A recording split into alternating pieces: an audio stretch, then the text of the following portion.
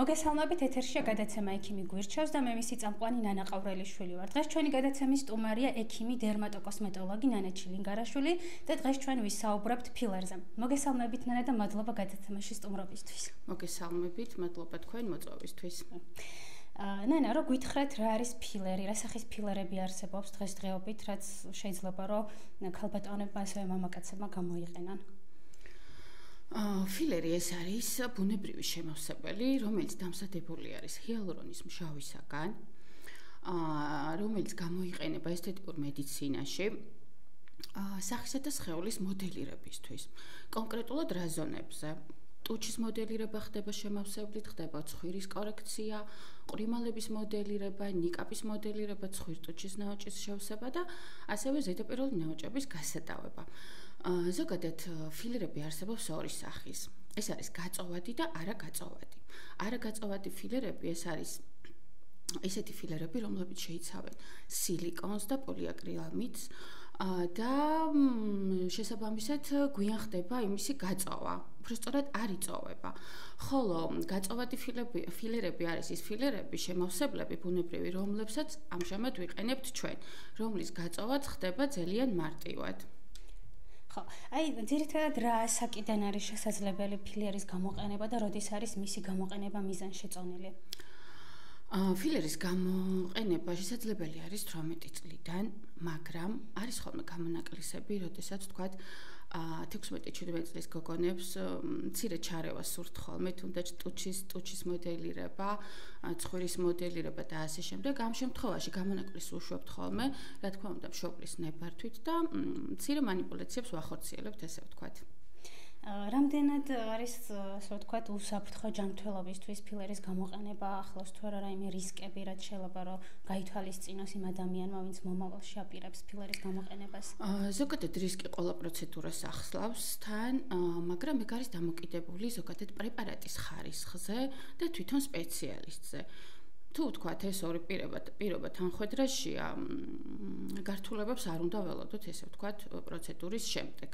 მაგრამ გართულებას რაც შეეხება, კიდევ მინდა აღვნიშნო, ერთ-ერთი მნიშვნელოვანი გართულება, რომელიც შეიძლება განვითარდეს ფილერის არასწორი შეყვანის დროს, ეს არის ემბოლია.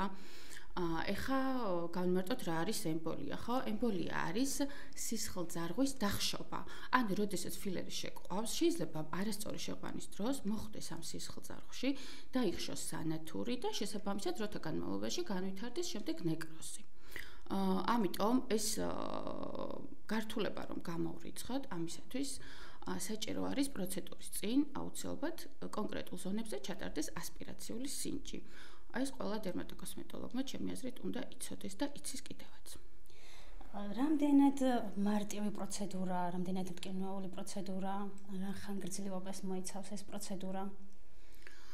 პროცედურა ტარდება ამბულატორიულად, აპლიკაციური ანესთეზიით ხდება აღნიშნული კონკრეტული ზონის გაყუჩება, რის შემდეგაც შესაბამისად ნაკლებად მტკივნეული ხდება პროცედურა.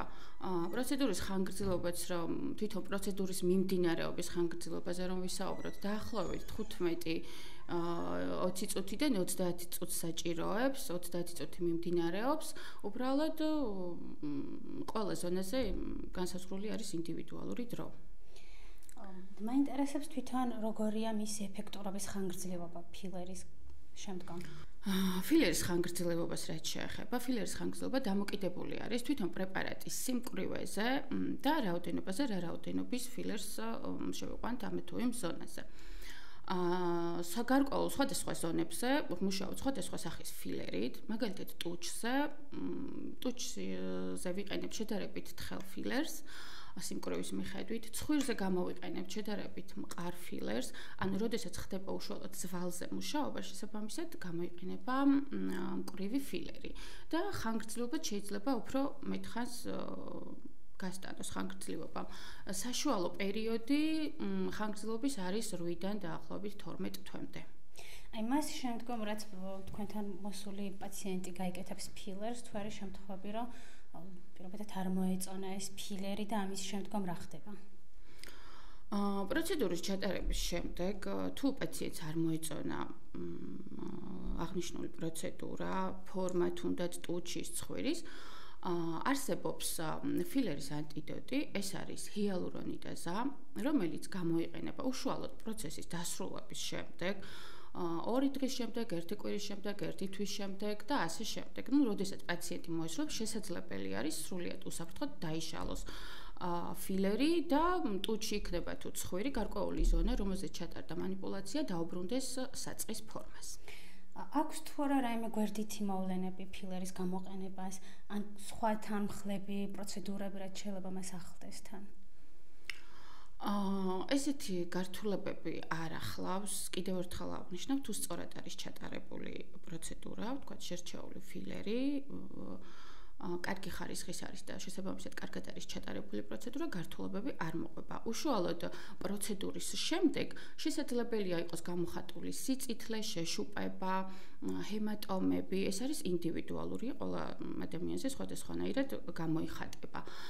მაგრამ რაც შეეხება შემდგომ პერიოდს, რეაბილიტაციას პროცესის შემდეგ, თვითონ პროცედურის შემდეგ, ჩვეულებრივ რეჟიმს შეუძლია დაუბრუნდეს პაციენტი, უბრალოდ ერთადერთი რეკომენდაცია რაც იქნება, ის იქნება მზის სხივებისაგან მორიდება, რუჯის მიღება, ესე ვთქვათ, სოლარიუმში, რუჯის მიღება და ფიზიკური დატვირთვა.